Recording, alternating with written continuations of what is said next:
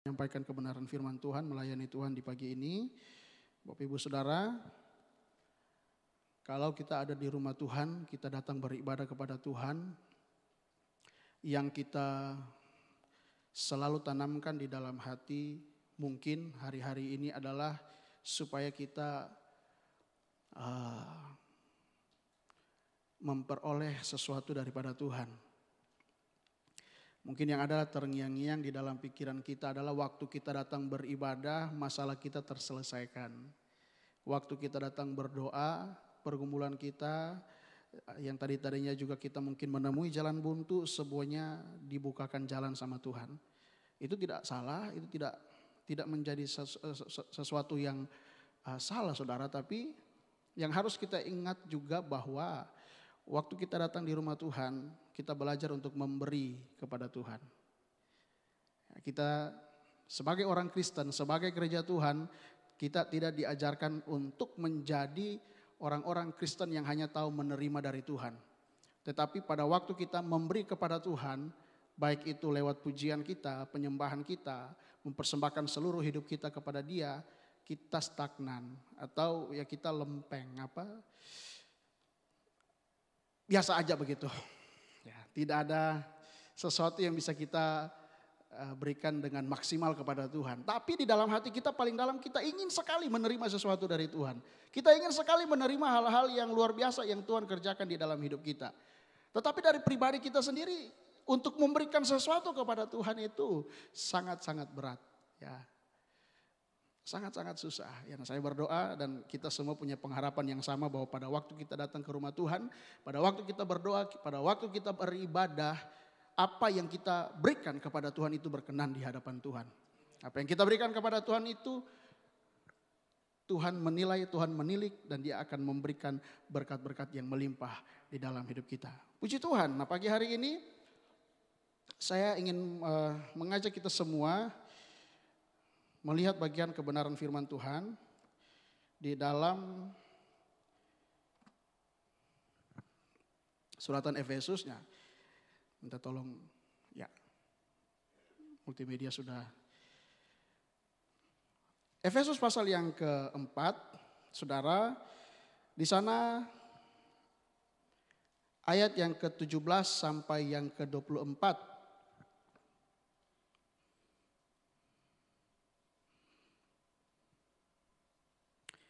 Tapi saya akan membacakan ayat yang ke-17 saja. Nanti saudara bisa sembari membacakan bagian ayat tersebut. Atau juga nanti berjalannya kebenaran firman Tuhan kita akan tetap memperhatikan bagian-bagian ayat tersebut. Efesus pasal yang keempat, ayat yang ke-17, demikian bunyi firman Tuhan. Sebab itu kukatakan dan kutegaskan ini kepadamu di dalam Tuhan, jangan hidup lagi sama seperti orang-orang yang tidak mengenal Allah dengan pikirannya yang sia-sia. Wah, sebaiknya saya baca terus ya. Dan pengertiannya yang gelap, jauh dari hidup persekutuan dengan Allah karena kebodohan yang ada di dalam mereka dan karena kedegilan hati mereka. Ya, sampai situ saja. Pagi ini saya akan mencoba memberikan judul kebenaran firman Tuhan atau tema dengan kata upgrade. Kalau Bapak Ibu Saudara dengar kata upgrade, berarti itu berhubungan dengan alat-alat elektronik ya.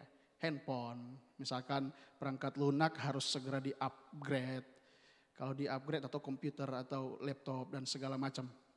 Kalau di-upgrade berarti ada perkembangan, ada penambahan atau ada pembaharuan. Ya. Nah saudara,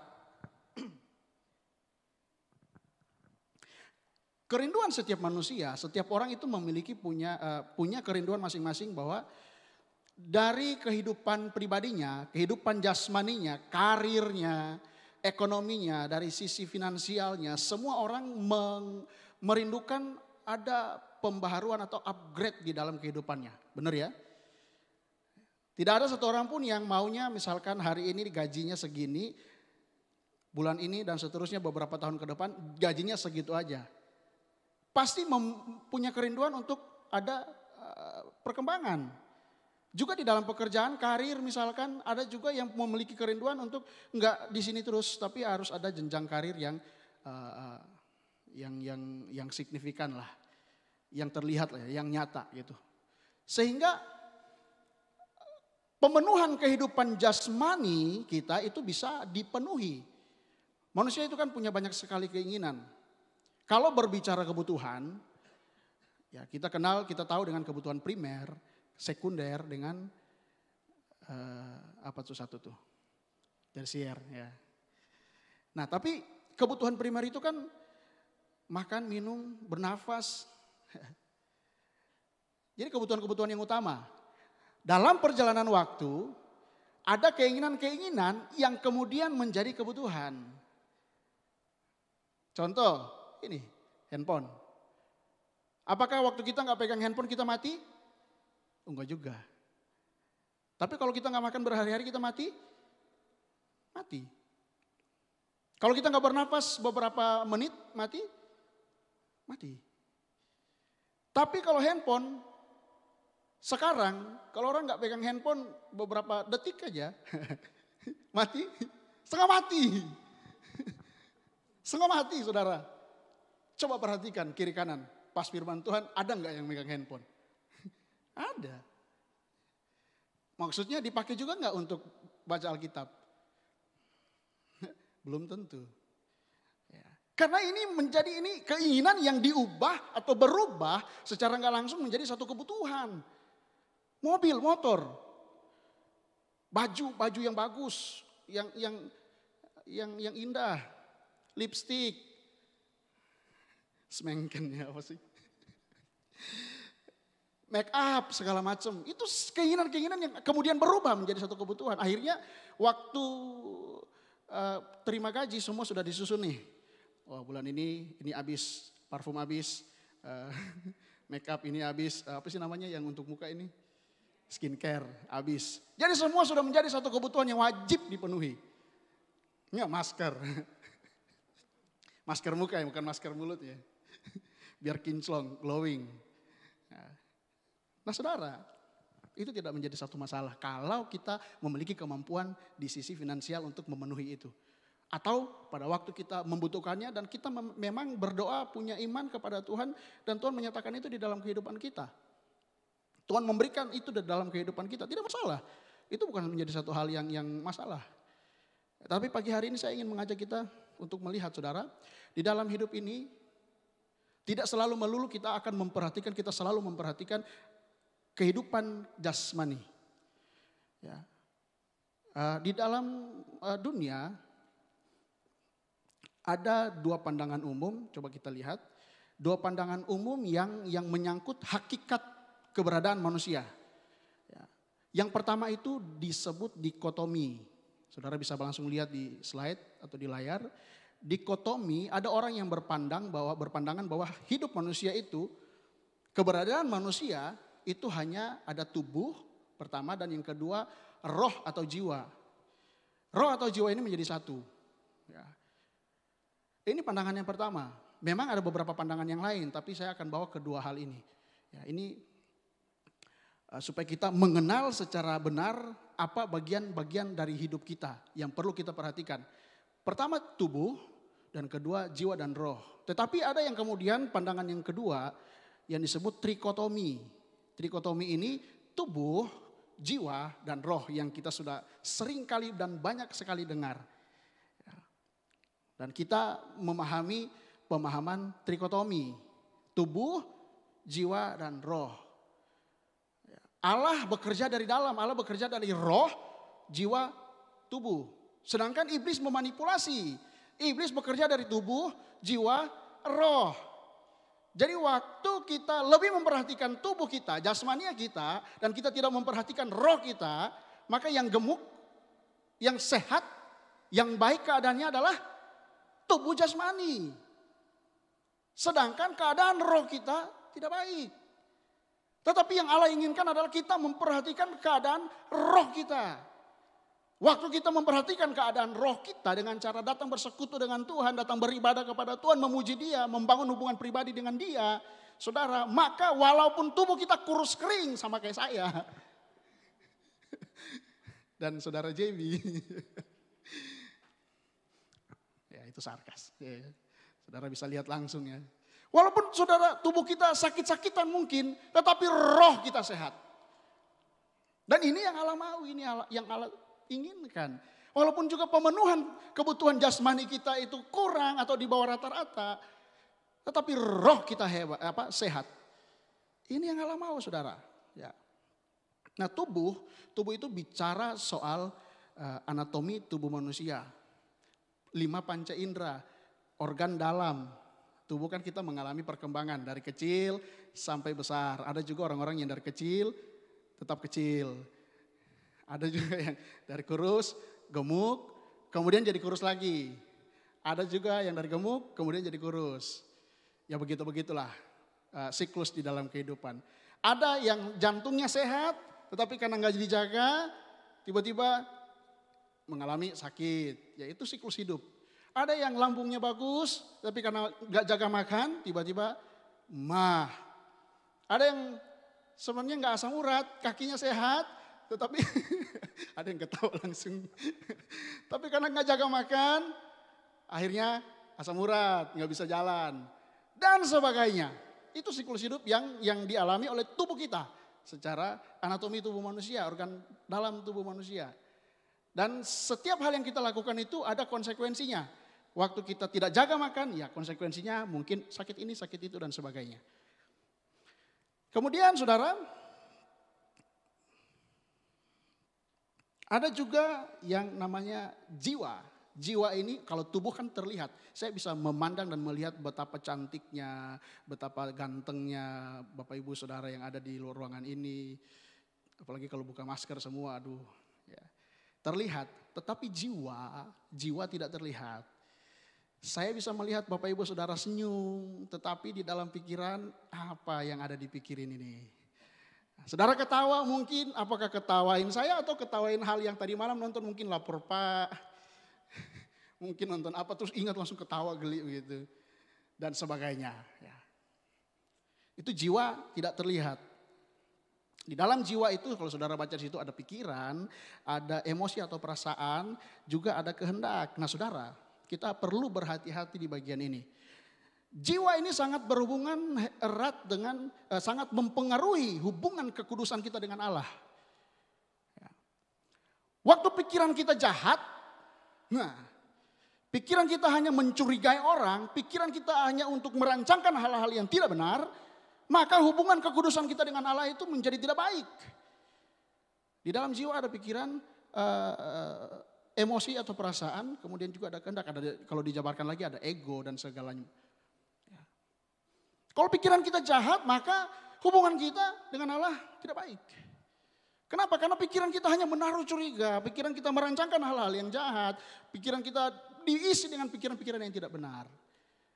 Kemudian kalau misalkan emosi kita, perasaan kita tidak dijaga saudara, emosi kita meledak-ledak begitu bertemu dengan satu masalah, emosi kita meledak-ledak bertemu dengan orang yang tidak kita sukai, emosi kita meledak-ledak saudara, maka perasaan kita tidak dijaga, mempengaruhi hubungan kita dengan Allah.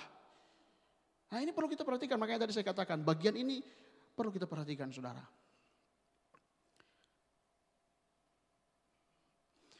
Kehendak, kehendak daging, keinginan daging. Ya. Ini perlu juga kita perhatikan.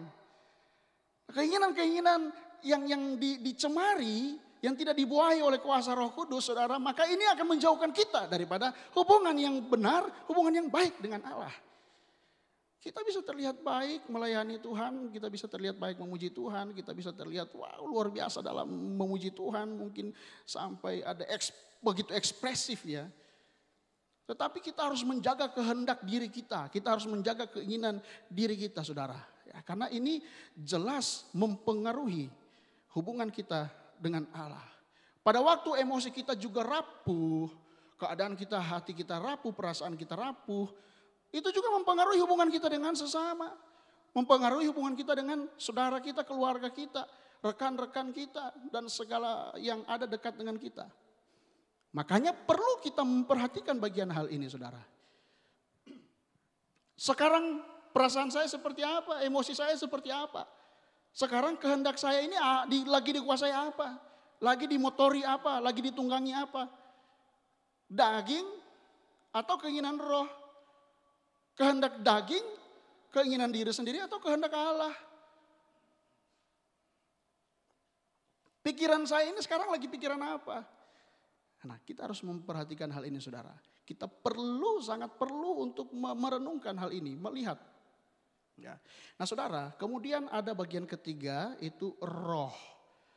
Roh inilah yang menghubungkan kita dengan Allah. Makanya tadi saya katakan, kita tidak bisa selalu melulu memperhatikan kebutuhan jasmani kita. Datang kepada Tuhan, yang kita pikirkan adalah bagaimana jasmani kita ditolong sama Tuhan. Tapi waktu datang dan beri kepada Tuhan, ingat juga bahwa yang paling penting yang Allah senang, Allah suka adalah Tuhan, bagaimana roh saya dipulihkan, bagaimana roh saya diberkati oleh Tuhan. Nah, ini perlu di dalam gereja Tuhan hari-hari ini, saudara. Ya. Di dalam roh itu, coba tolong kalau bisa ditampilkan. Di dalam roh itu ada intuisi, ada suara hati, ada batin. Intuisi itu, saudara, itu bicara soal pewahyuan dari Tuhan. Jadi orang intuisi itu dipakai Tuhan memberikan pesan kepada seseorang. Itu namanya intuisi. Jadi kalau misalkan kita dengar orang yang suka bilang dia dengar suara Tuhan dengan jelas, Tuhan berkata seperti ini, itu bagian roh, menyentuh alam roh spiritual kita. Itu intuisi. Kemudian yang kedua ada suara hati. Nah, suara hati ini dia berakar dari hati nurani, saudara. Itu kesadaran moral yang mengarahkan diri kita kepada satu pribadi. Jadi waktu kita lahir, kita mulai mengenal atau kita mulai menimbang sesuatu, kita mulai tahu mana yang baik, mana yang buruk. Suara hati kita ini akan mengarahkan kita kepada satu keberadaan pribadi yang tidak pernah kita lihat, tetapi kita bisa rasakan. Nah, di dalam iman Kristen adalah pribadi Allah, pribadi Yesus. Nah, suara hati kita ini akan mengarahkan kita ke situ.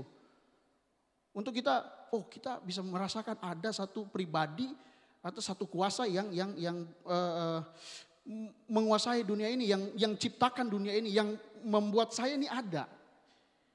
Dan suara hati ini berakar dari hati nurani, saudara. Hati nurani manusia pada dasarnya itu baik dan benar. Ya, tidak tercela. Hati nurani manusia. Makanya kalau waktu kita berbuat dosa, kita berbuat salah, biasa tertuduh kan. Tertuduh. Nah, hati nurani ini kita juga perlu dijaga, saudara. Kalau dikuasai, dicemari dengan hal-hal yang tidak benar, hati nurani kita menjadi tumpul. Hati nurani kita akan menjadi tumpul dan tidak peka dengan apa yang Tuhan mau. Tetapi kalau kita buka hati kepada firman Tuhan, kita buka hati kepada Roh Kudus, hati nurani kita itu akan semakin dipertajam.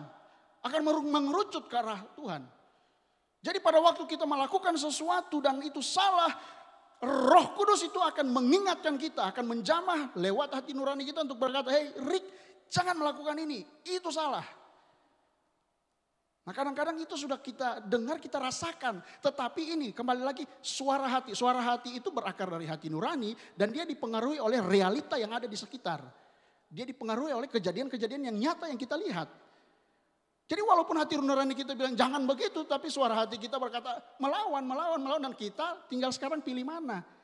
Kalau orang yang dekat dengan Allah, orang yang membangun hubungan dengan Allah dengan baik, saudara, maka suara hati dia akan cenderung untuk melakukan apa yang Tuhan mau.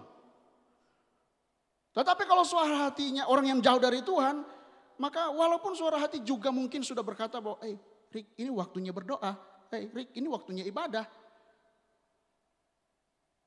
Tapi saya melawan. Saya tidak peka dengan itu. Kenapa? Karena hati nurani saya sudah mulai mulai tumpul, tidak tajam. Nah, kita perlu berdoa kepada Tuhan, saudara, supaya Tuhan menajamkan terus hati nurani kita. Dengan cara apa? Biarkan roh Allah yang kudus itu masuk di dalam hidup kita dan mulai mempengaruhi baik suara hati kita, baik hati nurani kita. Karena suara hati dengan suara Tuhan itu beda tipis. Ya. Kadang-kadang kita memakai logika kita, padahal kan hujan nih, ongkos nggak ada uang, hujan becek. Gak ada ojek. Nah suara hati nurani itu suka ibadah, tapi hati nurani bilang, suara hati bilang, uangmu itu lebih baik dipakai untuk keluargamu. Misalkan hari ini pemenuhan keluargamu itu lebih baik.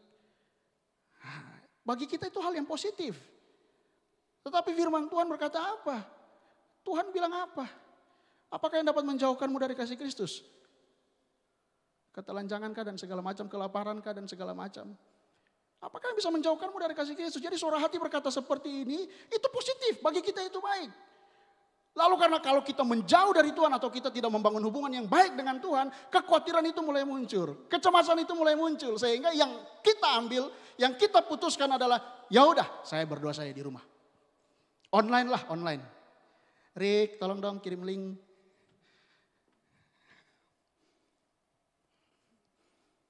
Sakit flu doang misalkan. Flu. Enggak ibadah deh. Takut nanti tercemar orang-orang yang lain. Suara hati belum gitu. Positif? Ya positif. Tapi apakah itu yang Tuhan mau? Saudara percaya di dalam rumah Tuhan, di dalam hadirat Tuhan, Tuhan mampu melakukan mujizat? Maka ketika kita mengalami satu hal yang menyebabkan tubuh kita lemah, sakit, tak berdaya, ambil keputusan untuk datang ke rumah Tuhan. Ambil keputusan untuk datang berdoa kepada Tuhan. Dibanding kita hanya tinggal di rumah dan tidak mengalami sesuatu. Mengandalkan apa? Mengandalkan obat. Mengandalkan apa? Mengandalkan hal-hal yang lain yang kita percayai. Tuhan dikesampingkan. Nah ini perlu kita perhatikan saudara. Makanya tadi saya katakan. Bagian dalam kita, jiwa dan roh kita yang tidak terlihat. Perlu kita perhatikan. Ya saudara. Nah ini berbicara tentang orang yang mau mengupgrade diri. Mau mengupgrade roh dan pikiran. Saya tidak akan berbicara tentang mengupgrade tubuh secara jasmani. Tetapi orang yang mau mengupgrade roh dan pikiran. Jiwa dan roh. Nah saudara, ciri-ciri orang yang tidak mau mengupgrade roh dan pikiran, yaitu tidak hidup dalam persekutuan dengan Allah. Ya. Tidak hidup di dalam persekutuan dengan Allah. Mungkin kita bilang kita orang Kristen, kita beribadah dan melayani. Tetapi kalau tidak membangun hubungan persekutuan dengan Allah, maka sebenarnya kita tidak mau mengupgrade diri. Kita tidak mau hidup di dalam pembaharuan yang dikerjakan oleh Allah. Kita tidak mau hidup di dalam perubahan. Dan kita sementara menjauhkan diri daripada apa yang namanya pekerjaan Tuhan untuk membawa kita kepada kesempurnaan. Kita menjauhkan diri dari pekerjaan Tuhan untuk membawa kita dari kemuliaan kepada kemuliaan. Jadi ciri-ciri orang yang tidak mau mengupgrade diri adalah orang yang tidak mau membangun persekutuan dengan Allah. Nah, orang yang tidak mau membangun persekutuan dengan Allah, saudara, kalau kita baca dulu bagian Efesus pasal yang ke-4 ayat yang ke-17 sampai yang ke-19. Sebab itu kukatakan dan kutegaskan ini kepadamu di dalam Tuhan, jangan hidup lagi sama seperti orang-orang yang tidak mengenal Allah, dengan pikirannya yang sia-sia dan pengertiannya yang gelap, jauh dari hidup persekutuan dengan Allah. Jauh dari hidup persekutuan dengan Allah. Ya, itu ada tanda enggak? Ya, lupa saya. Jauh dari hidup persekutuan dengan Allah. Nah, orang yang jauh dari hidup persekutuan dengan Allah ini, di bagian ayat ini dikatakan bahwa pikirannya sia-sia. Ya, yang dipikirkan itu adalah hal-hal yang sia-sia. Next slide. Ya, ini ciri-ciri orang yang tidak mau mengupgrade diri, mengalami perubahan. Pikiran yang sia-sia. Hal-hal yang dipikirkan adalah hal-hal yang sia-sia. Apa saja? Segala sesuatu yang tidak menyenangkan hati Allah adalah hal-hal yang sia-sia yang mungkin hari-hari ini mendominasi di dalam pikiran kita. Saudara, firman Tuhan berkata bahwa persembahkanlah tubuhmu sebagai korban yang kudus berkenan kepada Allah. Persembahkanlah istilah bagian ayat firman Tuhan itu, pengertiannya itu bukan cuma di dalam rumah Allah. Bukan cuma pada saat kita berdoa atau beribadah. Tapi itu continue. Secara terus menerus. Jadi waktu kita bekerja sekalipun, waktu kita atau lagi studi atau kita lagi berhubungan dengan orang lain dalam dunia sosial, apapun yang kita lakukan itu, kita harus menyenangkan hati Allah. Jadi kita dalam bekerja Bapak Ibu Saudara harus berhati-hati. Jangan sampai kita mengejar keuntungan lalu kita menghalalkan segala cara. Apakah itu menyenangkan hati Allah? Tidak. Kenapa? Itu pikiran yang sia-sia yang mendominasi, menguasai pikiran kita. Pada waktu-waktu beribadah, pikiran kita justru memikirkan hal-hal yang lain. Jalan-jalan, shopping, makan enak. Dan saudara bisa jabarkan sendiri. Itu pikiran yang sia-sia. Saya mendorong kita, saya mau mengajak kita untuk mari firman Tuhan mengajarkan kita untuk mari bangun hubungan dengan Tuhan. Bangun hubungan dengan Tuhan dan biarkan dia memperbaharui isi pikiran kita. Jangan sampai hal-hal yang sia-sia yang justru mendominasi di dalam kehidupan kita saudara. Dan kita selalu memanjakan keinginan-keinginan kita yang terus menerus menguasai pikiran kita. Dan itu membuat sesuatu menjadi sia-sia. Padahal Tuhan menuntut segala sesuatu yang kita lakukan itu menyenangkan hati Allah. Apapun itu saudara. Lalu kita sudah harus bisa memilah-milah. Apakah ini menyenangkan hati Allah atau enggak. Dan kita bisa memilih mana yang kita lakukan. Mana yang kita bisa putuskan saudara. Nah, mari kita belajar. Mari kita belajar berusaha untuk bisa membuang setiap pikiran yang sia-sia. Yang kedua adalah pengertiannya gelap. Ya, pengertian gelap. Tidak mau diterangi oleh terang Kristus. Kita sudah diselamatkan oleh Tuhan. Dia sudah datang ke dunia ini menjadi terang bagi kita. Supaya kita menerangi orang lain. Bagaimana kita bisa menerangi orang lain kalau kita masih hidup di dalam kegelapan. Firman Tuhan tadi malam oleh saudara Reval di ibadah. Yosua lagi. Yud Timotius. Yosua lagi. Ibadah Yud Timotius. Kegelapan masih dikuasai kegelapan. Pengertiannya gelap tidak mau diterangi oleh terang Kristus. Kenapa? Karena apa? Karena ada tulis di situ kebodohan dan kedegilan hati. Kebodohan di situ bukan bicara soal kita punya IQ yang lemah, daya tangkap yang lemah dan sebagainya. Tapi kebodohan itu adalah istilah tentang nggak mau belajar, nggak mau dengerin, nggak mau dengar nasihat, nggak mau terima sesuatu. Kedegilan hati, degil itu artinya tertutupi oleh sesuatu yang tebal, mengeras dan tak menyebabkan tak kunjung paham. Jadi ada sesuatu yang menutupi pikiran kita sehingga kita punya pengertian itu gelap. Ada yang menutupi pikiran kita sehingga kita tidak mau diterangi oleh terang Kristus. Kita tidak mau dikuasai oleh terang Kristus. Jadi saudara kita perlu berhati-hati soal hal ini. Kita berdoa supaya Tuhan memberikan kekuatan kepada kita. Apa yang sementara menghambat atau menghalangi kita. Yang sudah keras seperti yang dikatakan degil. Yang sudah mengeras itu disingkirkan sama Tuhan. Ya, kita berdoa supaya kita memiliki pengertian yang benar kepada Tuhan. Pengertian yang benar soal hidup ini. Apa yang menjadi inti dari kehidupan ini. Pengertian yang benar tentang hubungan saya dengan Tuhan. Orang yang pengertiannya gelap akan selalu berpikir bahwa hubungannya dengan Tuhan adalah Bapa memberi kepada anak. Yang tadi saya katakan di awal. Ya. Dari kasih memang dia adalah Bapa kita yang akan memberi kepada kita. Tetapi hubungan antara manusia dengan Allah, kita pun harus banyak memberi kepada Tuhan. Kenapa? Saudara, Bapa kita, Allah kita sudah jauh lebih dulu memberi kepada kita. Sudah jauh lebih dulu memberi kepada kita. Sekarang tinggal kita terima. Jadi pengertiannya gelap. Ada sesuatu yang tertutupi, menutupi. Ini perlu kita singkirkan saudara. Apapun itu kita renungkan masing-masing yang ada di dalam ruangan ini. Renungkan masing-masing apa yang sementara menutupi pikiran saya. Kenapa waktu saya dengar firman ini hati saya keras. Kenapa waktu disampaikan firman ini kok hati saya keras. Berdoa kepada Tuhan supaya Tuhan lembutkan, Tuhan hancurkan penghalang-penghalang itu. Kenapa kok saya susah sekali menerima. Kenapa saya nggak mau terima itu. Apalagi kalau itu di luar logika saya. Di luar pemahaman saya, pengertian saya. Pengertian saya pribadi. Yang saya mau begini. Tetapi yang Tuhan berkata, yang Tuhan katakan lain. Yang Tuhan mau lain, pengertian daripada Tuhan itu lain. Jadi kita berdoa supaya pengertian kita dibaharui oleh Tuhan. Ya. Ya, orang pengertian gelap itu begini saudara, kalau misalkan dia tidak mau diterangi oleh terang Kristus, pada prinsipnya, pada dasarnya waktu diajak ibadah, waktu diajak berdoa, susah. Benar ya? Susah.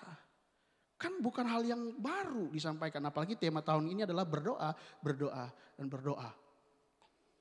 Ya, makanya tiap datang ibadah kan saya di thumbnail itu ada tulis tuh. Tema berdoa, berdoa, berdoa. Supaya mengingatkan kita terus. Nah, orang yang pengertiannya gelap adalah orang kalau ketika diajak berdoa, diajak ibadah, susah. Banyak sekali alasan. Tapi coba diajak pergi ke kafe, diajak pergi jalan-jalan, diajak pergi kemanapun. Ya. Itu bukan sesuatu yang masalah saudara. Gak masalah kalau kita mau pergi ke kafe, kita mau nongkrong, kita mau jalan-jalan, gak masalah. Tetapi ingat, inti kehidupan ini adalah, orientasi kehidupan ini adalah Allah. Tuhan kita, Yesus Kristus. Bagian Tuhan sudah kita lakukan apa belum? Sudah kita berikan apa belum? Jangan yang di pikiran kita adalah hal-hal yang justru akan membinasakan. Karena dunia ini sementara dibawa kepada kebinasaan saudara. Ya. Nah, saya berdoa, saya punya keinginan dan kerinduan yang besar untuk kita semua, termasuk saya. Ya, kita semua mengalami upgrade, pembaharuan di dalam diri kita. Dan yang ketiga, perasaan tumpul. Nah, perasaan tumpul ini perasaan yang tidak meruncing ke Tuhan, ke arah atas. Jadi perasaan yang tidak mengerucut atau meruncing ke Tuhan itu, ke arah atas itu, ke Tuhan, itu adalah perasaan yang gampang sekali atau lebih senang dicemari, dikuasai oleh hal-hal yang bersifat kecemaran atau hawa nafsu. Dikuasai oleh hawa nafsu, keinginan-keinginan daging. Ini perlu juga kita perhatikan saudara, perlu kita perhatikan untuk kita mengalami pengupgradean di dalam kehidupan kita. Nah, bagaimana sekarang cara supaya kita mengupgrade diri? Kita melihat yang pertama adalah mengenal Kristus secara pribadi. Tadi sudah kita nyanyikan, aku mengenalmu secara pribadi. Benar enggak kita kenal Kristus? Coba balik dan tanya ke hati masing-masing.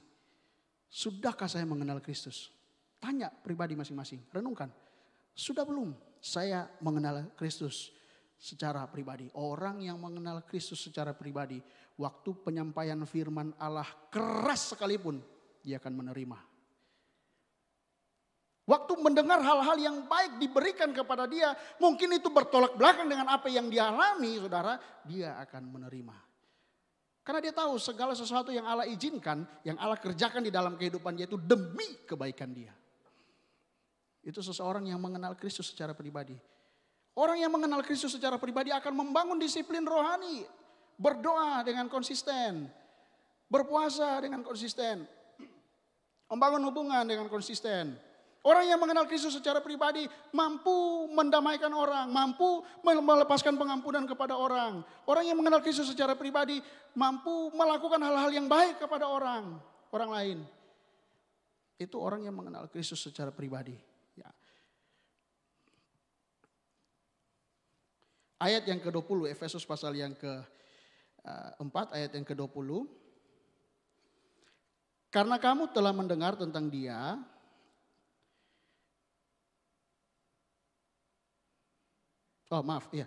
tetapi kamu bukan demikian. Kamu telah belajar mengenal Kristus. Ya, memang tidak langsung instan kita bisa kenal apa yang Tuhan mau, kita langsung mengenal Kristus. Tetapi dikatakan situ kamu telah belajar. Jadi mari bangun keinginan untuk belajar terus mengenal Kristus hari lepas hari saudara. Ya, buang segala hal-hal yang menjauhkan kita dari pengenalan akan Kristus. Bangun keinginan untuk belajar, jangan menutup diri. Belajar tentang Kristus lewat apa? Lewat firman dan Roh Kudus. Ya, jadi jangan menutup diri saudara. Filipi pasal yang ketiga ayat yang ke-10. Filipi pasal yang ketiga ayat yang ke-10. Dikatakan begini, yang ku kehendaki ialah mengenal dia, dan seterusnya. Jadi ada kehendak yang dinyatakan oleh Paulus, ya, menjadi satu keinginan daripada Allah, diberitakan kepada kita semua bahwa kita harus hidup di dalam pengenalan akan Kristus. Nah, seperti saya katakan tadi, bahwa lihat kepada pribadi kita masing-masing. Kalau kita benar-benar mengenal Kristus, bukan apa kata orang, bukan apa kata pengkhotbah. Kalau kita benar-benar mengenal Kristus, maka kita juga akan mengalami pengalaman-pengalaman yang indah bersama Dia. Ya. Kalau kita mengenal Kristus, maka kita tahu pada waktu kita terjebak di dalam satu kekhawatiran, satu kecemasan, satu ketakutan, kita akan datang kepada Dia. Kita akan menyerahkan hidup kita kepada Dia. Dan Dia akan bertindak. Kenapa? Karena kita mengenal Dia. Pada waktu kita diperhadapkan dengan pilihan yang sulit sekalipun, Tuhan apa pekerjaan, Tuhan apa keluarga, maka kita akan ambil keputusan yang benar adalah Tuhan. Amin. Haleluya. Ya saudara, mari kita belajar untuk mengenal Kristus. Yang kedua, bertumbuh di dalam pengajaran. Ayat yang ke-21. Karena kamu telah mendengar tentang Dia dan menerima pengajaran di dalam Dia menurut kebenaran yang nyata dalam Kristus. Jadi orang Kristen itu nggak cuma datang beribadah, ya, nggak cuma dengar firman Tuhan. Gereja Tuhan, orang Kristen itu harus menaruh perhatian kepada setiap pengajaran, setiap pengajaran yang diberikan. Kita harus bertumbuh di dalam pengajaran, saudara. Kenapa? Kalau kita tidak tahu kebenaran, kita akan salah melakukan. Kalau kita tidak tahu kebenaran, mungkin kita lakukan hal yang benar di mata dunia, di mata kita. Tetapi ternyata itu bertentangan dengan kebenaran. Loh, bagi kita itu biasa-biasa aja. Tapi bagi Tuhan tidak, saudara. Tuhan sudah menyediakan semua fasilitas. Dia sudah berikan semua fasilitas. Kita punya Alkitab. Beberapa negara susah sekali. Dulu saya ingat waktu itu di mana, di Cina ya. Susah sekali untuk baca Alkitab. Susah sekali untuk pegang Alkitab. Nah, kita diberikan fasilitas, bahkan kemana-mana pun bisa bawa Alkitab. Di handphone. Ya. Sempatkanlah diri untuk belajar. Baca minimal baca. Ya, nanti Allah, Tuhan, Roh Kudus akan memberikan pengertian kepada kita. Supaya kita mengerti baik Injil, kita mengerti baik kebenaran firman Allah. Pada waktu kita diperhadapkan dengan hal-hal yang sulit di dalam hidup kita, Injil, kebenaran firman itulah yang akan mempengaruhi pikiran kita, jiwa kita tadi. Pikiran, emosi, perasaan, atau kehendak. Sehingga yang tadi sudah kita lihat, pikiran yang sia-sia, perasaan yang tumpul, pengertian yang gelap, itu tidak akan kita alami atau berangsur-angsur di-upgrade sama Tuhan. Di-upgrade oleh Tuhan, dibaharui oleh Tuhan. Jadi saudara, kan nggak semua yang hadir di ruangan ini waktu dengar firman Tuhan fokus dengar firman Tuhan. Benar apa betul? Kadang pikiran kita nggak di firman Tuhan, atau tangan kita, mata kita nggak dengar firman Tuhan, tetapi melakukan hal yang lain kan? Sebut saja Bapak Ibu Saudara-saudari, sebut sendiri. Ya. Apa yang sementara kita lakukan misalkan. Jadi kita mempertanggungjawabkan apapun di hadapan Tuhan. Nah saudara, berikut. Kenapa pentingnya upgrade diri? Kalau ciri-ciri tadi sudah kita ketahui, caranya sudah kita ketahui, mengenal Kristus secara pribadi dan bertumbuh di dalam pengenalan akan firman Allah. Lah sekarang kita harus tahu kenapa pentingnya kita mengupgrade diri atau ada pembaharuan di dalam hidup kita. Matius 3 ayat yang ke-12. Matius 3 ayat yang ke-12 dikatakan begini, alat penampi sudah di tangannya, ia akan membersihkan tempat pengirikannya dan mengumpulkan gandumnya ke dalam lambung. Tetapi debu jerami itu akan dibakarnya dalam api yang tidak terpadamkan. Nah kenapa pentingnya upgrade diri ini? Supaya sampah atau debu atau di dalam istilah, kalau di handphone itu biasa apa tuh? Residu ya. Nah, itu dibersihkan di dalam pikiran kita, di dalam hidup kita. Itu dibersihkan oleh Tuhan. Kalau kita tidak mau mengupgrade diri, maka itu tidak akan dibersihkan. Sampah-sampah itu, debu itu nggak akan dibersihkan. Nah, istilah kata membersihkan, tolong next slide. Nah, membersihkan itu dari kata Yunani, saudara tidak perlu menghafal atau apa, tapi bisa membacakannya di situ. Saya akan menekankan di bagian pengertiannya. Dia kata riso, artinya membersihkan secara menyeluruh. Saudara di rumah kan, waktu sapu, hanya sapu di bagian yang kelihatan. Ya kan? Paling kalau misalkan kita bersih-bersih, beres-beres 1 tahun 2 kali secara keseluruhan. Di bawah meja, di bawah benda-benda yang ada, lemari. Paling kita bersihkan kapan sih, tapi kita membersihkan hanya di bagian yang kelihatan. Supaya kalau orang datang, orang bertamu lihat, wah bersih banget ya. Bersih ya. Saya dulu karena ngikutin mama saya dulu, suka beberapa kali itu kalau ke rumah makan, sampai bersih banget ya. Tapi suka ngintip ke dapur, ke belakang. Suka pura-pura ke kamar mandi. Supaya tahu lihat ke belakang, kalau jorok saya langsung keluar. Ya. Jadi membersihkan hanya di area yang kelihatan. Tapi bagian ayat ini berasal dari kata riso, yang artinya membersihkan secara menyeluruh. Jadi mungkin yang tidak kita sadari sekalipun saudara, itu ada terselip di bagian otak kita, di bagian mana kecil begitu saudara. Tuhan tahu dan dia akan membersihkan itu. Dia itu artinya melalui satu alat atau tempat atau sarana. Nah kata riso itu to make clean. Membersihkan baik secara jasmani dari debu ataupun secara moral. Nah kata riso, saudara bisa langsung baca, berasal dari kata kataros yang artinya murni atau bersih. Biasanya dipakai untuk logam murni. Besi misalkan 100% emas 100%, berarti nggak ada campuran apa-apa selain emas, logam atau perak. Ya. Jadi Allah membersihkan kita itu secara menyeluruh sampai kita murni. Jadi mari saudara kita buka hati, berikan hidup kepada dia supaya dia bersihkan. Kenapa? Saudara tahu kan kalau satu rumah, kalau misalkan di pedesaan, dan nggak ada jalan raya, nggak ada kendaraan, mau ditaruh, ditinggal biarin kosong selama sebulan pun debunya nggak sebanyak rumah yang ada di kota. Terus lalu lalang kendaraan, rumahnya dikunci, debu itu akan tetap masuk saudara, saya juga bingung. Akan tetap masuk, sudah dikunci, sudah ditutup rapat, debu itu tetap masuk. Jadi saudara, dari mana asal sampah-sampah dan debu-debu yang ada di dalam pikiran kita? Sekarang dunia ini zaman modern. Buka TikTok, buka Facebook, buka Twitter, buka Instagram. Ya, kalau Facebook algoritma itu kan 1:1.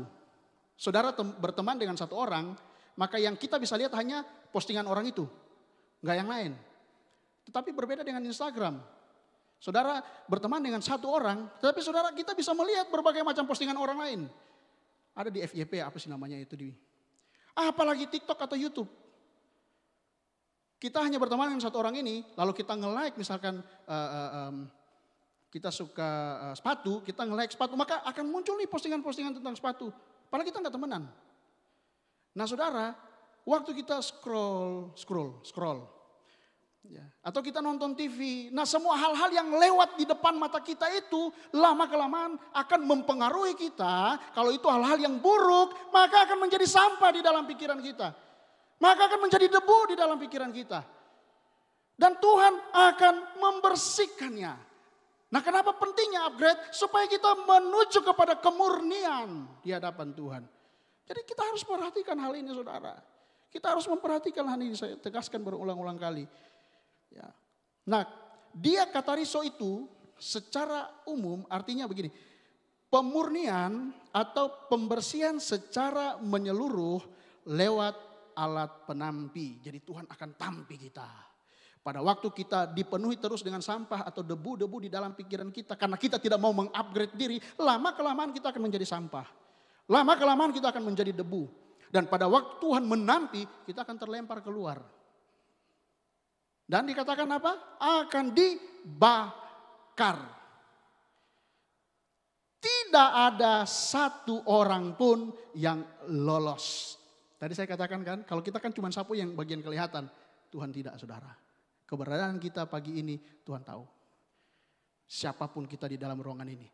Tidak ada satupun yang lolos. Mari berusaha berjuang untuk mengupgrade diri. Tetapi ada berita baik buat Bapak Ibu Saudara. Berita baik Roma pasal yang ke-8 ayat yang ke-28. Kita tahu sekarang bahwa Allah turut bekerja dalam segala sesuatu untuk mendatangkan kebaikan bagi mereka yang mengasihi Dia, yaitu bagi mereka yang terpanggil sesuai dengan rencana Allah. Sebab semua orang yang dipilihnya dari semula, mereka juga ditentukannya dari semula untuk menjadi serupa dengan gambaran anaknya, supaya ia, anaknya itu, menjadi yang sulung di antara banyak saudara. Dan mereka yang ditentukannya dari semula, mereka itu juga yang dipanggilnya, dan mereka yang dipanggilnya, mereka itu juga dibenarkannya, dan mereka yang dibenarkannya, mereka itu juga dimuliakannya. Saudara, Allah turut bekerja dalam segala sesuatu. Jadi kita tidak perlu takut, kita tidak perlu khawatir waktu kita dengar upgrade diri, barui diri. Kenapa? Karena Allah menolong kita. Karena Tuhan turut bekerja di dalam kehidupan kita. Menjadi pertanyaan, mau tidak kita menyerahkan diri supaya di-upgrade sama Tuhan. Mau tidak? Atau kita sudah nyaman menjadi sampah, ada sampah atau debu yang pada saatnya ditampi kita akan terlempar keluar dan kita akan dibakar. Ini menjadi perhatian penting buat kita saudara. Pagi ini saya mengajak kita untuk berdoa kepada Tuhan dan sampaikan kepada Dia, Tuhan, ini hidup saya, ini hati saya serahkan kepada Tuhan. Apapun hal-hal yang mungkin menjadi sampah di dalam pikiran saya, yang menguasai hati saya, baik itu hal-hal yang menjauhkan saya daripada Tuhan, hal-hal yang membuat saya tidak bisa menyenangkan hati Tuhan, hal-hal yang menutupi pikiran saya untuk tidak bisa melihat terangnya yang ajaib, Tuhan bersihkan. Sehingga hidup persekutuan saya dengan Tuhan itu dibangun dengan baik. Ya, ingat, orientasi kehidupan kita adalah Tuhan. Bukan diri kita. Kita tidak sedang membangun kerajaan kita di muka bumi, tetapi kita sedang membangun kerajaan Allah. Puji Tuhan, saya sampaikan di sini firman Tuhan. Kita tunduk kepala, kita renungkan firman Tuhan. Saya ingin kita nyanyikan satu pujian kepada Tuhan.